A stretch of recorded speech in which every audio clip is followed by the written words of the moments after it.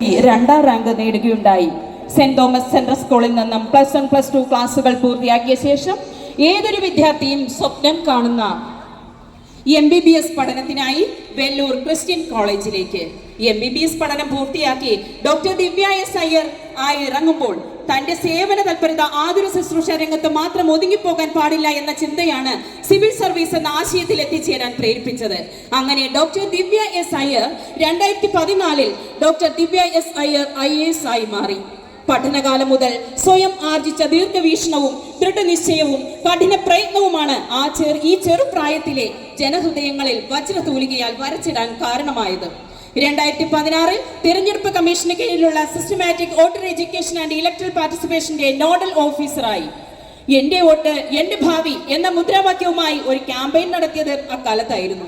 വിരൽത്തുമ്പിൽ നമ്മുടെ ഭാവി എന്ന ഗാനം സ്വന്തമായി എഴുതി ആലപിച്ചതും ആ കാലഘട്ടത്തിൽ ശ്രദ്ധേയമായിരുന്നു. Thiruvananthapuram sub collector, Kottayam assistant collector എന്നീ നിലകളിൽ സേവനമനുഷ്ഠിച്ചിട്ടുള്ള ശ്രീമതി ദിവ്യ എസ് അയ്യർ മഹാത്മാഗാന്ധി ദേശീയ തൊഴിലുറപ്പ് പദ്ധതിയുടെ മിഷൻ ഡയറക്ടറായും സേവനമനുഷ്ഠിച്ചു. കോവിഡ് കാലഘട്ടത്തിലെ മാഡത്തിന്റെ പ്രവർത്തനങ്ങളും നമുക്ക് വിസ്മരിക്കാൻ കഴിയില്ല. ആ പ്രവർത്തനത്തിന്റെ പശ്ചാത്തലത്തിൽ 2020 കേരളത്തിലെ ഏറ്റവും സ്വാധീനമുള്ള 50 വ്യക്തികളിൽ ഒരാളായി മാഡം തിരഞ്ഞെടുക്കപ്പെട്ടു. 2021 ശ്രീമതി ദിവ്യ എസ് അയ്യർ പത്തനംതിട്ടയുടെ 36ാമത് ജില്ലാ കളക്ടറായി നിയമിതയാകുന്നത്. നിലവിൽ വിഴിഞ്ഞം ഇന്റർനാഷണൽ സീപോർട്ട് ഡയറക്ടറായും സോളിഡ് വേസ്റ്റ് മാനേജ്മെന്റ് പ്രോജക്ട് ഡയറക്ടറായും സേവനമനുഷ്ഠിക്കുന്നു. വളരെ രസകരമായി പാട്ടുപാടുകയും പ്രസംഗിക്കുകയും എഴുതുകയും ചെയ്യുന്ന മാഡം അഭിനയ രംഗത്തും തന്റെ പാടവം തെളിയിച്ചിട്ടുണ്ട്. 2017 റിലീസായ ഏലിയമ്മച്ചിയുടെ ആദ്യത്തെ ക്രിസ്മസ് എന്ന സിനിമയിൽ വളരെ പ്രധാനപ്പെട്ട കഥാപാത്രത്തിന് ജന്മം നൽകാൻ മാഡത്തിന്റെ അഭിനയ മികവിന് സാധിച്ചു.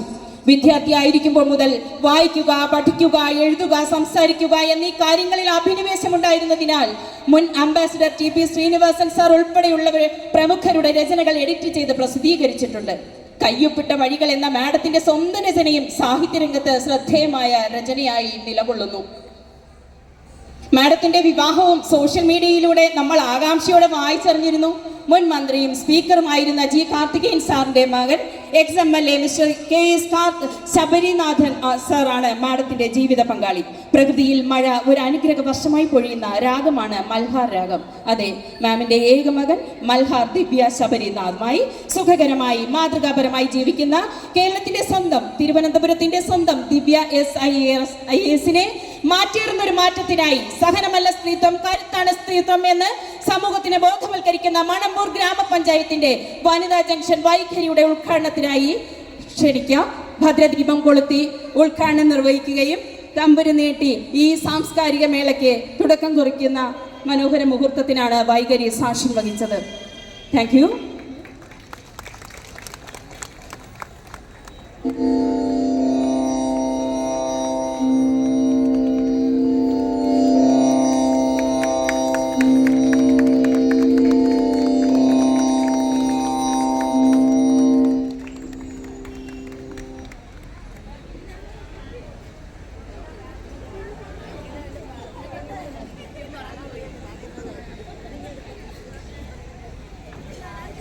ഉദ്ഘാടന പ്രസംഗത്തിനായി മാമിനെ സവിനയം ക്ഷണിക്കുന്നു.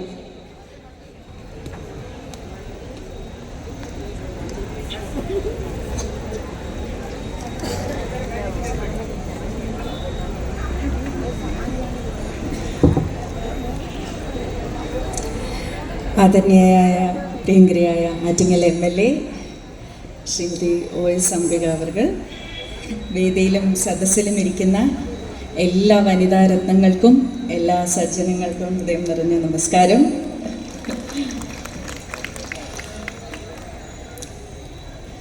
ആരോഗ്യം അല്പം അലട്ടുന്നുണ്ടെങ്കിലും അതിനെയൊക്കെ വെല്ലുന്ന തരത്തിലുള്ള ഊഷ്മളമായിട്ടുള്ള സ്നേഹനിർഭരമായിട്ടുള്ള ഉദാരമായ സ്വാഗതത്തിനും വാക്കുകൾക്കും സ്നേഹത്തിനും മുന്നിൽ ശിരസാ നമിക്കുന്നു.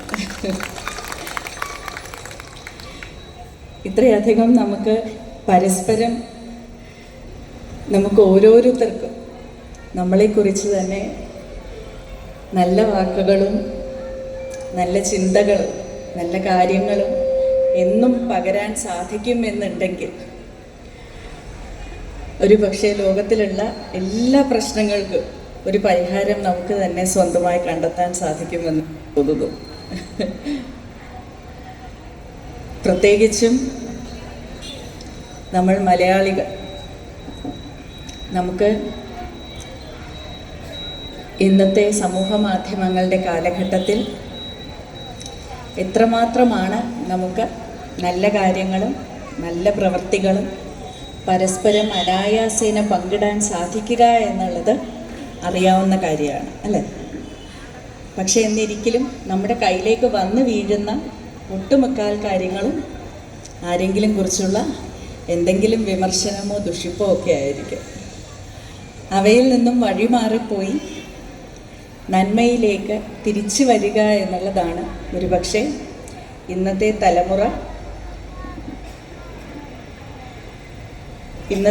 തലമുറ ഏറ്റവും അധികം നേരിടുന്ന വെല്ലുവിളി എന്നാണ് എനിക്ക് തോന്നുന്നത്. അതെന്തുകൊണ്ടാണ് എന്ന് ഞാൻ പറയാം.